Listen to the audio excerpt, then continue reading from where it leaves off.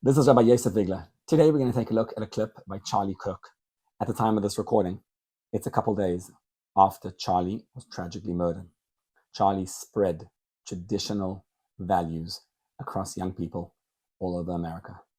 And we watch this clip. He's going to talk about marriage and dating advice. Listen to this. Under no circumstance ever should a man ever let a woman pay for a date, or you should split ever. No circumstance. Even on the third, fourth, fifth. What if it's a first date and you're just not into it? Anything. Okay, well, let me. Period. Well, let me. Okay, so what kind of world are we living in? Well, hold on a second. I agree with you. If I'm dating a girl, I would pay for everything. Everything. Yeah, everything. How? Okay, so right away, that's pretty intense because conventional modern day thinking is that men and women are equal.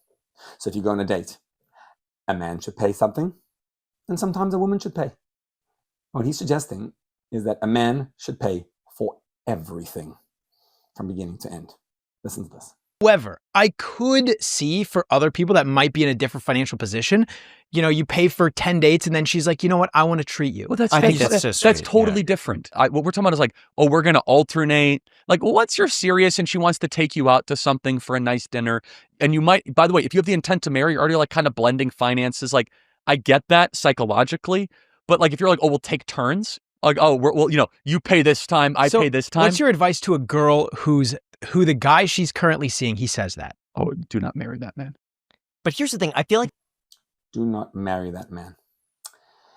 Marriage is a blend of two opposites. Marriage is actually an anomaly. How can two people get married?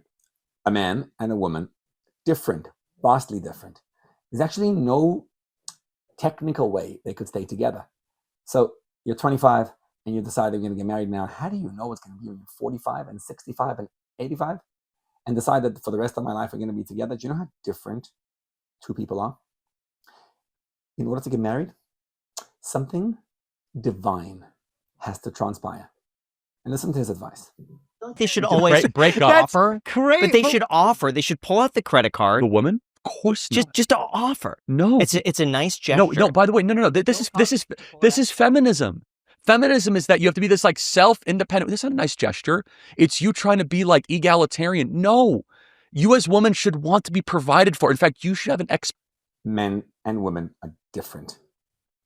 Feminism, by its very nature nowadays, is actually more chauvinistic than any chauvinist is. What's feminism saying? Feminism says that women need to be men.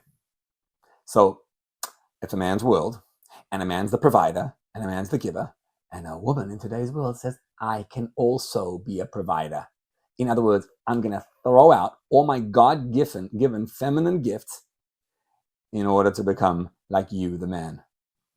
Except that a woman doesn't compete generally as well as a man. You should have an expectation that you as a woman are so important and so critical and so necessary and beautiful that it shouldn't even be a question. But see, to me, when I was dating, it would be a huge turnoff if the check comes and she just looks at it and then looks at me and looks at the check. I totally disagree.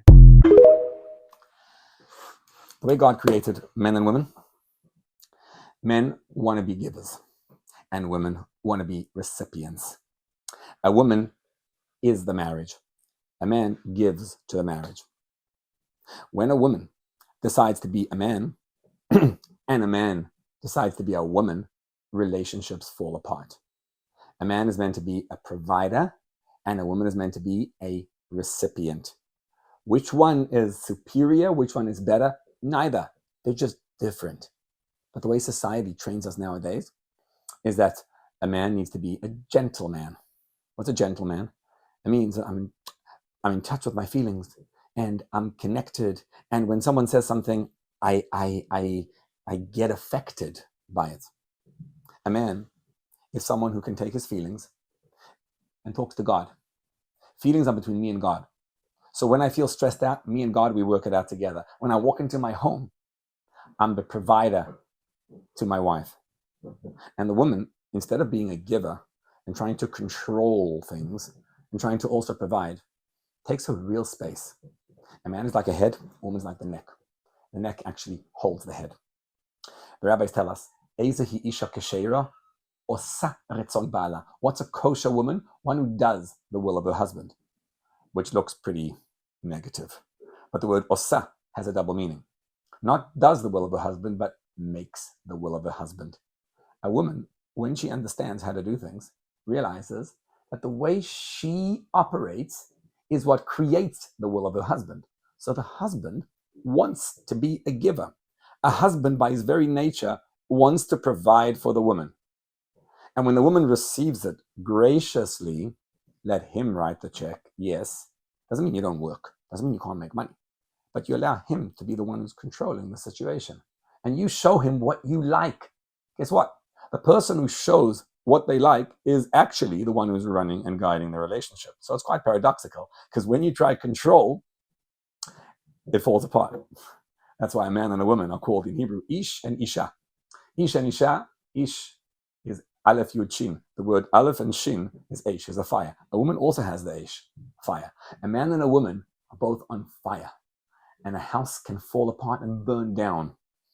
When that home, when they're not acting properly, can burn down. If a man tries to be a woman and he's a recipient, and the woman tries to be a man and is a giver, the home falls apart. In an ideal situation, they're equal partners.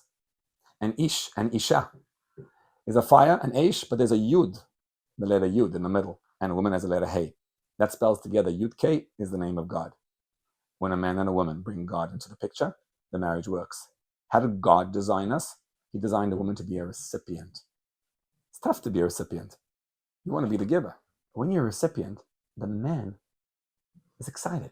He wants to be the woman's hero. He's looking for that. The woman who's the recipient is actually guiding the conversation.